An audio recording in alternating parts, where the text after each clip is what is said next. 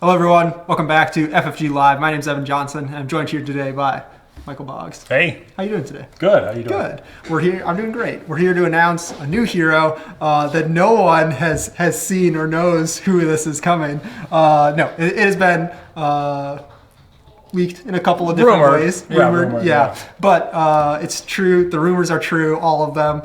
So this is the Hulk hero pack that we are announcing here today. And we're just gonna get right into it. Yeah, I think. let's do it. Let's look at the alter ego and the hero. Do you want to read this guy off? Sure. We'll start here with Bruce Banner, I guess. Yeah. So Bruce Banner is the alter ego. He has 4 recovery. He is a genius and a scientist. Experimental research. Action. Draw 1 card. Choose and discard 1 card from your hand. Limit once per round. He has a hand size of 5 and 18 hit points. Yeah, hit me with the other side as well. Oh yeah, sure. While we're at flip it. that over. Yeah. So this side is Hulk. He has 0 thwart, 3 attack, and 3 defense. He is an Avenger, and he's got the Gamma trait. Enraged, forced interrupt. When your turn ends, discard your hand. Nice. And he has a hand size of 4 and also 18 hit points. Of course. Yeah. So this seems like really a character of extremes in Yeah. a lot of ways, because like he's got the lowest thwart, the highest hit points, the highest attack tied with She-Hulk, highest defense tied with Spider-Man, and lowest hand size tied with Thor. So how did you approach designing this card, and what do you enjoy most about seeing Hulk in action? Yeah, I think saying that he's a character of extremes is pretty apt. Like he's very much just thematically, he just jumps in and destroys stuff. Like he's very uncontrollable. He's just kind of like, he just goes all out. So I think in our design we wanted to capture that as much as possible to make you feel like, you know, everything you do, it's very binary. Like you're really good at some things and not so great at others. And that was just to kind of pull the idea across that you are just this enraged monster that just wants to destroy everything. Yeah, yeah. Or at least half the time you're this enraged. Yeah, that's true. Which kind of gets to like, there's sort of like a push and pull between the hero and alter ego forms, much like that relationship between Bruce Banner and Hulk in the comics. Yeah. Where so like Bruce lets you filter your hand and get this like perfect hand together, but then Hulk's just gonna make you throw it all away at the end of your turn. Is there kind of like a happy medium between that? How do you see players sort of balancing that dichotomy? I think there's a couple different play styles you can go, but when I tend to play Hulk, I flip quite often just because, you know, a hand size of 4 is pretty strict. So I tend to flip back and forth until I'm able to get Hulk's upgrades down and really power him up, which we'll see a couple of those later. Yeah. You know, it's I think that getting the hand size increase, getting that card draw on Banner is very, very important. But there's a certain point in the game where you don't really need that anymore. You're kind of set up and you can just sort of go all out and just optimize Hulk's attack value and defense value as much as possible. So, but I could see definitely someone, you know, kind of doing almost like the opposite, where they just stay as Bruce Banner for a long time, almost like Tony Stark does in a way, where you just kind of hang out as your scientist, build up, and then flip in. So I think there's variety there. Sure. I have a question here in the chat. Why is the art on the Hulk and in the bottom right image so different in art style? And this is kind of for every hero. Sure, yeah. Sort of similar thing. So we have different artists that do those. So for the hero pieces that we commission, we have a person that we've got a couple different artists that we use. But for this piece, I believe we used Andrea DeVito and Laura Valeri. They've done a lot of our art pieces. For the image in the bottom right, like the little hero head, we actually use someone internally, Chris Beck. He's one of our graphic designers. He's kind of established.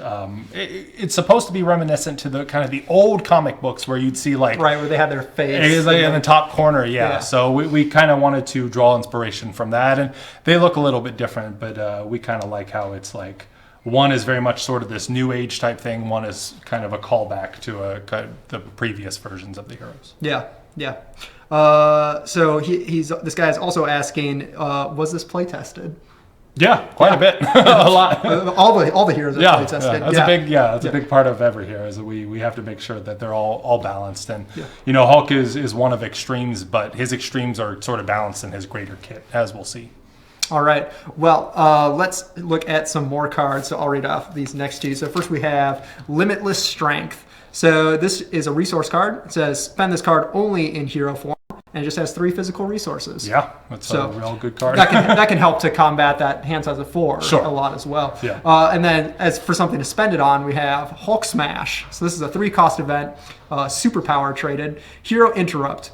When you make a basic attack, you get plus 10 attack for that attack. If you paid for this card using only physical resources, that attack gains Overkill. Which that is pretty sweet. So Hulk Smash, obviously a great card. It has this pretty sweet kicker if you pay for it with just physical resources.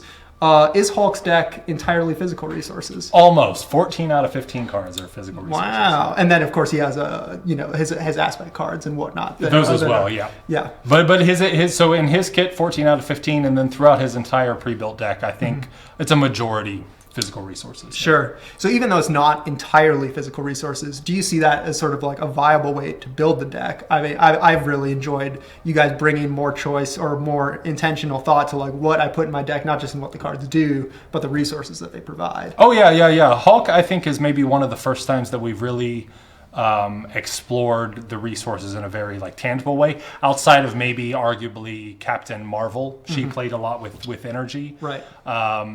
So for Hulk, we really wanted to make sure that you feel like you're that brute that can just smash through everything. And most of the cards in his kit will give you some sort of kicker effect if you can pay for them, using only physical.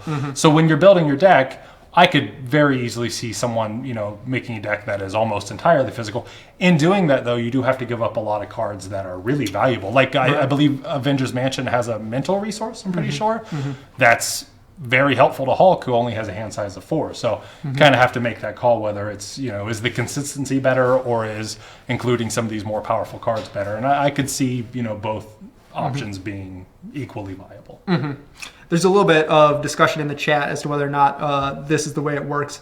They seem to have mostly worked it out at this point, but does a wild count as can that count as a physical resource? Yeah. When you spend a wild resource, you pick which of the other 3 that it is. So when you spend a wild, you can say this is a mental, this is a physical, this is an energy, and for this kicker, a wild would work. Perfect.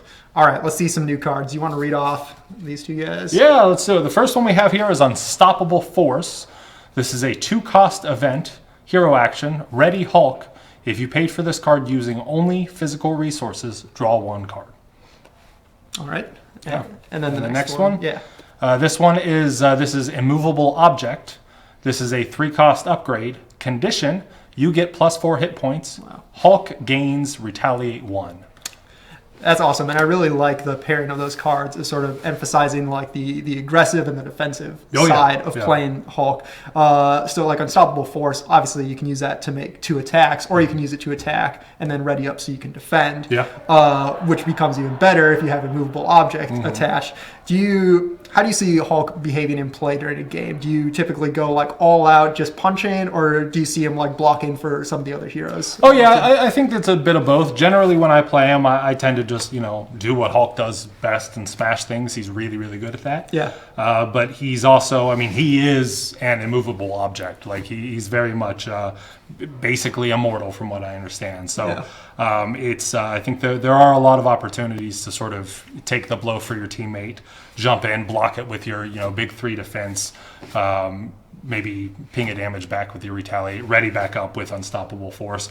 And if you pay for it with physical, then it's another card in your hand. You don't necessarily slim down your options on your turn. So he's very, very offensive, but he can also be very defensive if you want him to be. Yeah, that's awesome.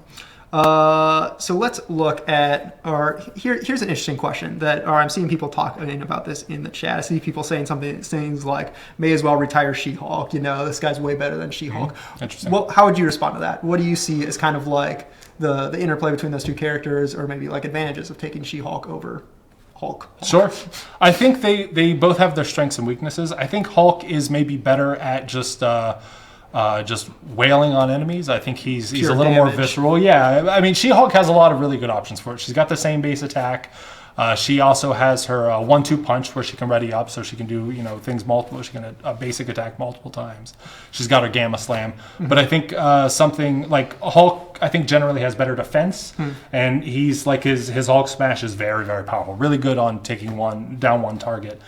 Something Hulk doesn't have that She-Hulk kind of excels at is being able to deal with threat. Like when she flips to her alter ego form, she has a lot of options to let you deal with schemes and things. Her superhuman law division. I forget the name of her event. You can just remove a bunch of threat. Right. She has her I object alter ego. Exactly. Right. Yeah. Hulk has one card or maybe 2 copies of one card in his deck that lets him deal with threat, and that's it.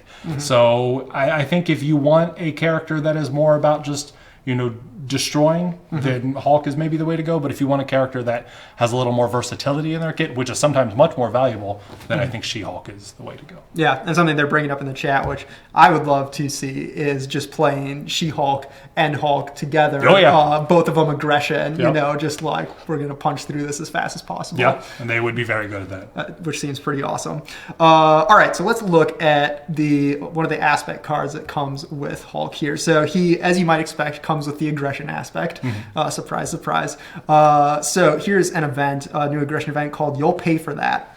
So it's a 1-cost event, Thwart. Hero response, Thwart. After the villain attacks you, remove 1 threat from a scheme for each damage you took from that attack to a maximum of 5.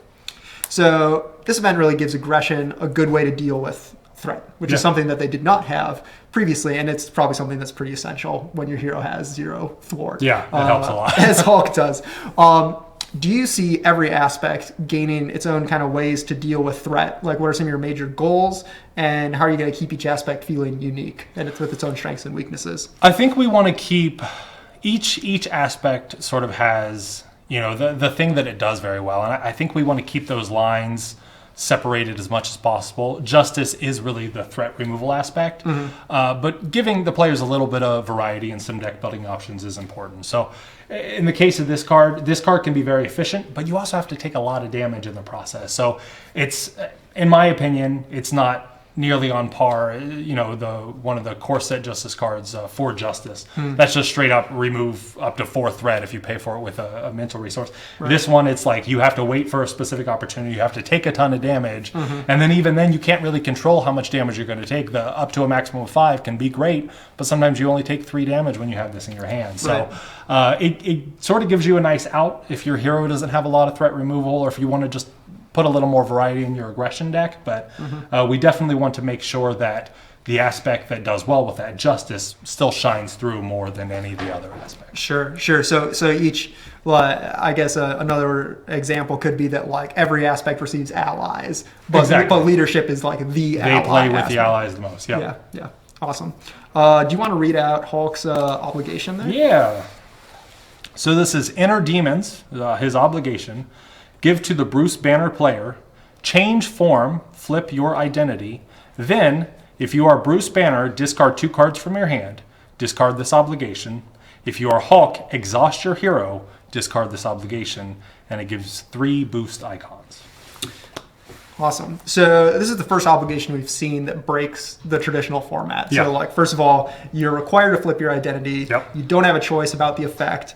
And the card is always just discarded rather than being removed. It'll always be in the deck, yep. So what made this the right place to start mixing up the formula for obligations? So we actually, for a long time, Bruce Banner kind of played with this idea, or I guess rather Hulk played with the idea that you couldn't just flip into your alter ego form. There was some additional cost, or sometimes you'd flip over and you might have to do some step, and if you failed the step, you're going to flip back into Hulk. Sure. And it seemed really interesting at first and kind of exciting, but ultimately it just became frustrating because sometimes you're damaged and you really need to heal. Sometimes you just don't have a lot of good options in your hand, so you want to get those cards from your alter ego side.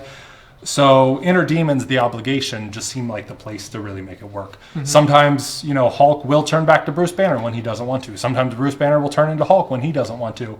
And making that something that's in the deck that might come up, you never know what's going to happen. It just really added some tension and just made it a more exciting moment. So we felt like more than maybe any other hero, this was the place to say, hey, this obligation card really breaks the boundaries of what we can do with obligation cards. Like we can really lean into this idea of this binary nature of the character and never knowing which form he's going to be in. So it just seemed like the proper place for it. Sure. They are clamoring in the chat for spoilers about the story box of the campaign expansion.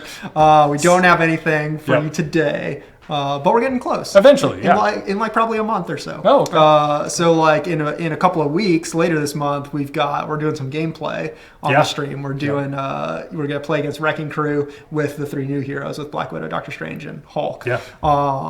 And then the next Marvel stream after that will probably be looking at a new campaign expansion. So that'll be pretty cool. But we still got a couple more Hulk cards to show. So I'm going to read out Abomination here, which is Hulk's Nemesis minion.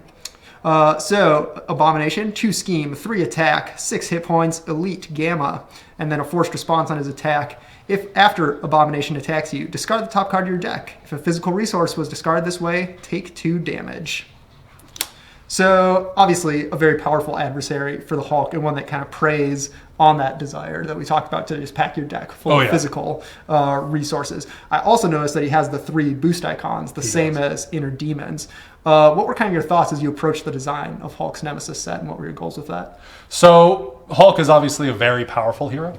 And the Nemesis set should always be designed in such a way that it counters what the hero is trying to do. Mm-hmm. So Abomination himself is very he is a Hulk. I believe he went through the same gamma radiation process that Hulk did. Right. So he's really much there to stand toe to toe with the Hulk, and knowing that players are probably going to load their deck with a lot of physical resource creates kind of an interesting design goal. Like, how can you sort of make that work against what the players are trying to do? That's the whole point of the Nemesis set. So beyond that, the 3 boost icons and the 3 boost icons on Inner Demons, those are very, very much, in place to help balance out the Hulk. Maybe we're playing a multiplayer game. I sit down with Hulk and you're like, oh yeah, that's awesome. But then you get hit with my obligation as a boost card.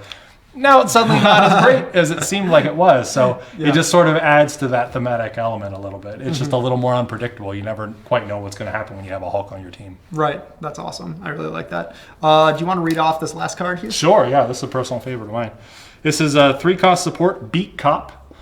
Persona, action, exhaust Beat Cop. Move 1 threat from a scheme to here. Action, exhaust and discard Beat Cop. Deal 1 damage to a minion for each threat here.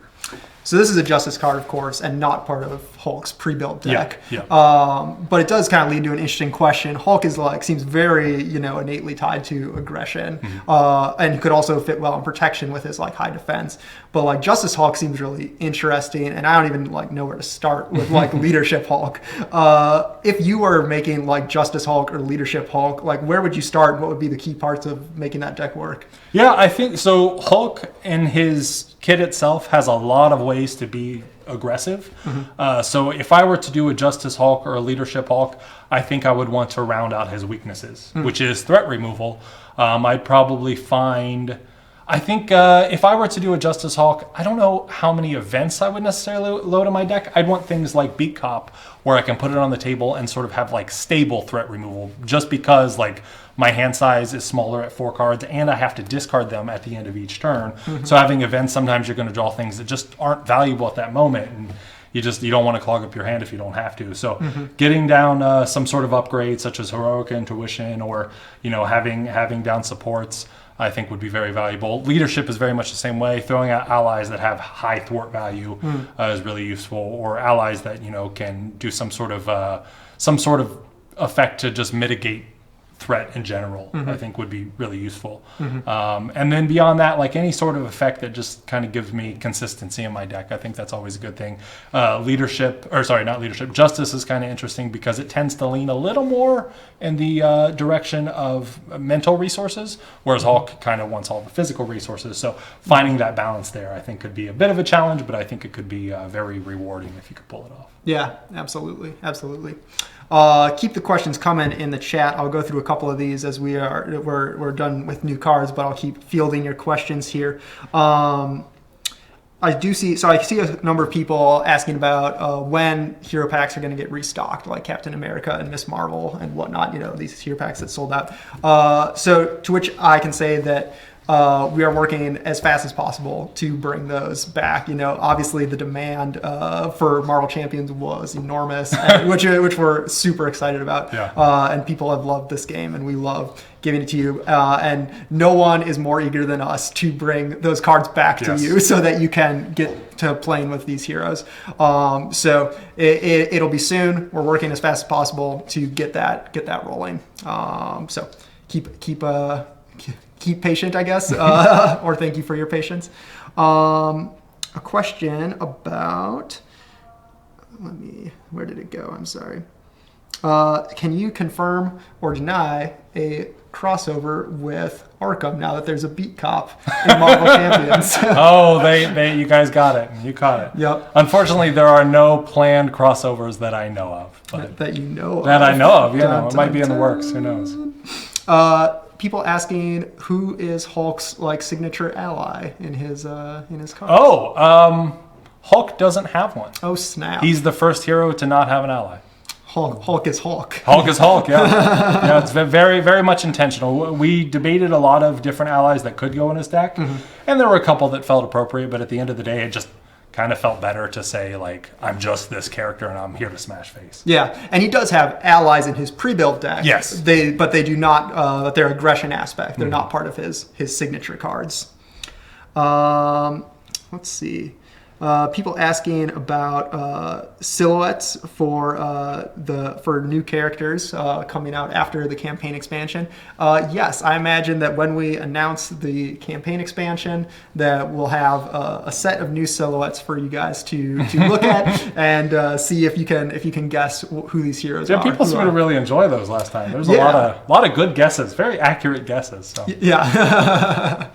I'd love to see guesses for the title of the campaign expansion because we've teased that it's the blank of blank. So I saw someone throw out Web of Spider-Man in here. There have been some really good guesses. Yeah. So some interesting stuff. This is from Jedi Geek Girl. What was your biggest challenge in bringing Hulk to life? That's a good question. I think it really came down to how binary he is, how just kind of swingy he is, landing on the idea that his uncontrollable rage was really focused on A, his hero ability, and B, his obligation. It took a little bit of time, took a bit of playtesting before we really got there.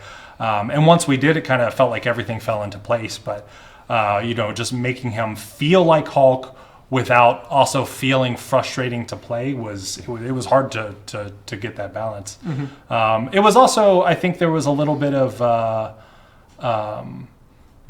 making sure that he wasn't too single-minded in what he was trying to do, making sure that if you sit down and play Hulk, you can do one thing really well, but making sure that you can also deck build and kind of my Hulk can be different from your Hulk. So all those things together they took time. Yeah, absolutely. Is the campaign expansion the end of this cycle, quote unquote, because since Marvel Champions cycles are weird, but is it the end of this cycle or the beginning of the next? It's kind of both. In a weird sort of way. It is kind of both. It's like a bridge in a lot of ways. That's a good way to put it, I think. Between these two cycles. From H. Charlie, with so few thwarting abilities, how do you think Hulk will play solo? It's tricky. You have to just generally when I play him solo, I try to make sure that I have enough cards from the aspects of my deck to sort of balance that out. I think obviously leadership and justice are good ways to go about that, but even some of the other aspects, like in aggression, you've got this new, you'll pay for that, the event card that we just showcased, and some of your allies have decent thwart values, so really just, I think that becomes one of the biggest goals in solo is making sure you keep the threat down, because actually defeating enemies is not too much of a problem. Right. Weapon Taco asks, will there be a new scenario pack? You say Weapon Taco? Weapon Taco. What? Yes. Will there be a new scenario pack before the campaign expansion? No. So the campaign expansion is next after the Hulk hero pack. Let's see. Lots of people throwing out what the box could be called: Age of Apocalypse, Children of Thanos, The War of Realms. Is Hulk Smash a one of or a two of? Oh, I believe it is a two of. It's a two of. It's a two of. Yep. Lots of good questions. Will there ever be an aggression card where you throw a minion engaged with you and damage both the minion and the villain? Maybe. That's an interesting idea. It definitely could happen. Any plans to change the staple abilities, like an alter ego side that could thwart and recover, since Hulk can't thwart, for instance? So we actually explored that very early on in the course. I actually believe that Jennifer Walters had that design for a little bit. She-Hulk didn't have a thwart side, but Jennifer Walters did. It ended up feeling... It made the character a bit more complicated than we wanted. We want to make sure that, especially these Hulk characters, we want to make sure that people can just jump into them and play them. They're not necessarily supposed to be the most beard strokey, thought intensive characters. You just smash stuff. So we decided, with She-Hulk, it didn't really fit, and I think with Bruce Banner, it wasn't quite a good fit, but I could see that being a thing in the future. It's definitely design space that we have if we need it. Let's see. Lots of people asking when X-Men are coming. Not today. How many heroes/scenarios will be in the campaign expansion? Trying to think about how much detail we want to give here. I'm going to let you take this one. I'm not going to say anything. More than one hero and more scenarios than there are heroes. So I would say, as I was looking at this campaign expansion for the first time, I was extremely impressed by the amount of content that was in it, and the amount of replayability and number of scenarios. It's good to hear. So I'm very excited to see it. Let's see here. I think we'll do one or two more questions. Any advice to those wanting more of a challenge from champions? I think that I've seen quite a few comments of people who want harder difficulty and stuff. I think there have been a lot of interesting ideas that have been thrown around. From you dealing players encounter cards at the beginning of games to starting with more acceleration tokens. I think there are things you can play with, and it's also something that we've talked about internally. Caleb and I have had quite a few discussions on how to really ramp up the challenge for people who want it. So for the time being, I think there are definitely solutions out there from the community, but internally we're trying to come up with interesting ideas as well. Excellent. What advice do you have for people who want less of a challenge? Oh man, just play the very first stage of the villain. Yeah, I think that'd probably be I don't know of a way to make it easier than that. Honestly, I think cutting out the second stage, you beat the first stage, you win. Yeah, I mean that's I think that's a good story mode. You get the idea of what's happening, and if that's enough for you, then that's great. Yeah, and it works great as a demo. As well. Okay, last question. We'll do one more about the campaign expansion. Will the campaign expansion have full hero decks or just their signature cards? Am I allowed to answer that? Yeah. Can I say? Yeah. Okay. Yeah. They'll have full hero decks. Awesome. Out of the box playable. Awesome. Well, thank you everyone so much for watching. It's always super exciting for us to get to talk about Marvel Champions, and I'm excited that we'll be back later in the month to actually play it here on the stream, and hopefully, not make fools of ourselves, not get beaten up by the Wrecking Crew, probably as they do. So we stream every Tuesday and Thursday, so make sure you subscribe to our channel so you're notified whenever we post new content. If you missed it, all of the stream here, or if you're coming in late, you can catch the VOD over on YouTube, where we store all of our videos in perpetuity. Thanks to Carolina Game Tables for this awesome table. Follow us on Instagram, Twitter, Facebook. Links are in the description. Join us on Thursday if you like painting miniatures, because John Schaefer is going to be back to paint some Star Wars Legion miniatures, and I think he's focusing on vehicles, showing some techniques for doing vehicles. That's awesome. So some pretty good stuff there. Thank you everyone so much for watching. Oh, they really want to see this vase. I'm going to prove that it is not a pack back here. See, we have the Thor pack, we have the Black Widow pack, we have the Green Goblin pack, and we have this vase of beads. So the vase of beads was causing questions. They thought it was a pack, and there's the vase. Thank you everyone for watching. We'll catch you next time.